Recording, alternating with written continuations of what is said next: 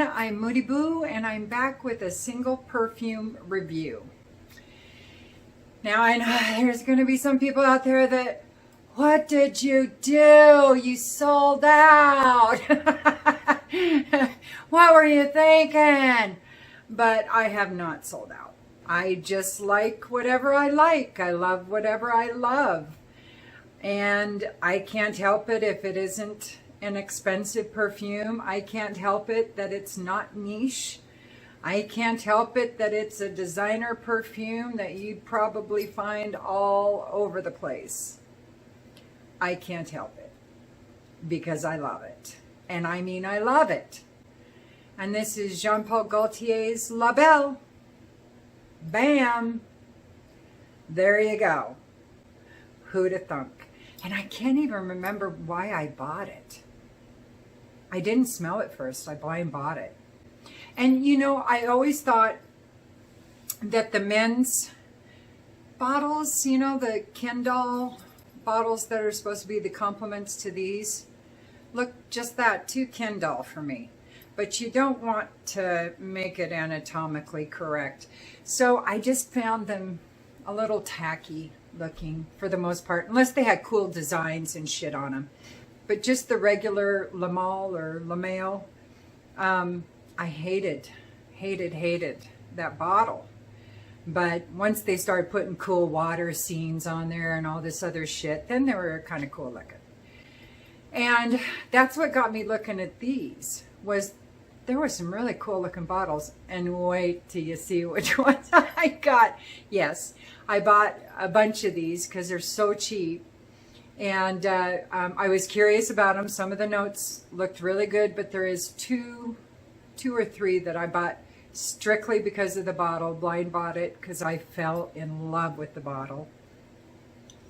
And so I'll do a review and let you know what I think of them. But they were so cheap. This one was like $45. I think I paid for this. And this is a huge bottle. I think it's 100 mLs. So anyway, I can't even remember why I bought this bottle.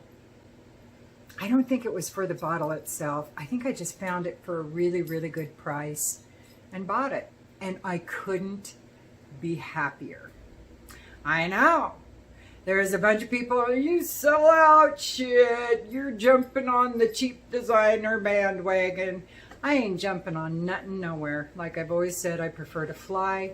And I don't like limiting myself, whether it's the music I listen to. That's why I listen to so many varieties of music. To the foods I like to eat, whether it's Thai food, Korean food, Mexican food, Indian food, it doesn't matter, Polynesian food. I love it because I love variety. The only time that is not accurate is when it's the person I'm with. Then I want no variety at all. This is just vanilla, pear, and vetiver, if Fragrantica is accurate. And I actually really like these bottles. I mean, I would love to have a booty like that. And I'd love to have, well, don't want the 1950s pointy tits, you know. You could draw blood with those suckers. But I like it with the bottle. I think it's very pretty. It's just, I don't know. I don't know. But I'm telling you, and this may piss some people off, this is going to be in the battle of the vanillas. Yes, it is. And it's going to go up against a really good contender, along with whichever one wins the battle of the episode before, or whatever you want to call it. This is going in there. That's how much I love this. Now, I do know some people have compared this a little bit to La Vie Est Belle. Is that Lancôme? Is that who makes it? Now, I have smelled that. None of the flankers or anything. I've smelled the original a few times. Almost popped for it more than once. But it just didn't knock me down. It didn't, you know, blow up my dress. It didn't float my dinghy. But I appreciated it a lot. a lot. This one, I think there's no comparison between the two. There are some similarities because they're both sweet and vanilla and some fruitiness to them, and they've got some grounding notes to them. I don't know what grounding note is in La Vie Belle, but this one, it's vetiver. So that helps from getting too sticky and tacky and sugary sweet. With La Vie Belle, let me see. And there's not, if I remember right, now I've only tested La Vie Belle, I've never owned it. There's a hint of muskiness to it that I akin to a Emporio Armani. That kind of, you know, the ones for her, that kind of musk.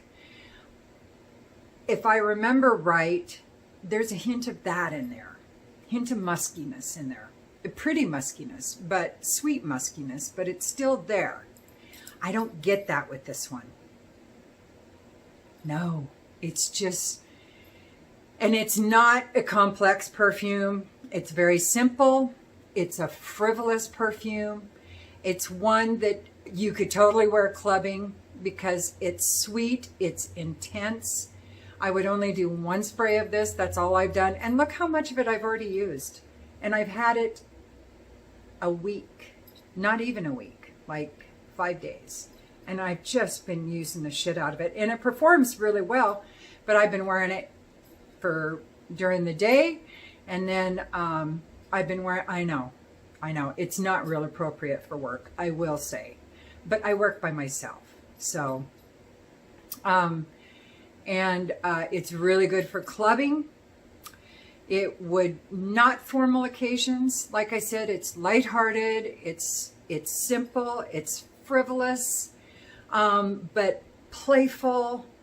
I think men could totally wear this, but I think having this on their perfume cupboard or on their shelves might be a little off-putting if they're kind of a manly man. You should check it out at least for your significant others. And it's got this, I don't like this though. It's got one of those things where it keeps it from spraying by putting those on because I don't like shit that gets lost. Now, it wouldn't be bad if they had some kind of connection between this and this lovely rose collar, but they don't. And it's really good to hold in your hand. I could see using this as a weapon if I ever got home invaded, because it's perfect in my hand. Gorgeous, gorgeous.